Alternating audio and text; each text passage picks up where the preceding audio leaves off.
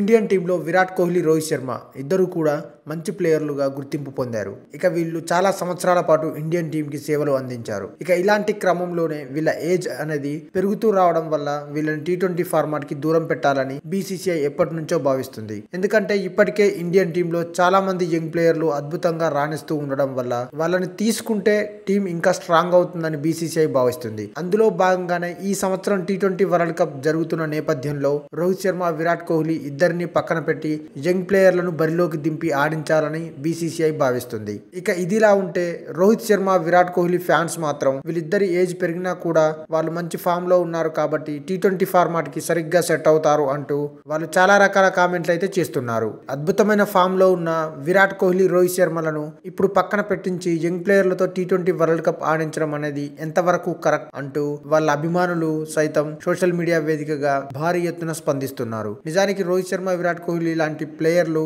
Age పెరిగినా కూడా T20 format లో చాలా కీలక పాత్ర వహిస్తూ వస్తున్నారు. కానీ BCCI మాత్రం ఏం భావిస్తుందంటే గ్రౌండ్ లో 4లు 6లు కొట్టడమే కాకుండా వికెట్ల మధ్య భారీ వేగంతో పరిగెత్తాలి, ఫీల్డింగ్ కూడా అద్భుతంగా చేసే సత్తా ఉన్న ప్లేయర్లు మాత్రమే టీంలో ఉండాలని భావిస్తున్నట్టుగా అర్థమవుతుంది. ఈ విషయంలో రోహిత్ శర్మ కొంతవరకు తడపడతాడు. విరాట్ కోహ్లీ మాత్రం చాలా స్ట్రాంగ్ గా ఉంటాడు కాబట్టి ఆయన రన్నింగ్ చేయడంలో గానీ, ఫీల్డింగ్ చేయడంలో గానీ చాలా వరకు చురుగ్గా కనిపిస్తూ ఉంటాడు. అయినప్పటికీ వీళ్ళిద్దరిని పక్కన పెట్టాలని BCCI మాత్రం చాలా స్ట్రాంగ్ నిర్ణయాన్ని తీసుకున్నట్టుగా తెలుస్తుంది. ఇక విరాట్ కోహ్లీ కూడా T20 మ్యాచ్ల మీద పెద్దగా ఇంట్రెస్ట్ అయితే చూపించడం లేదు. ఇక ఇండియా ఈసారి T20 వరల్డ్ కప్ ని సాధించాలని దృఢ సంకల్పంతో ఉన్నట్టుగా కనిపిస్తుంది.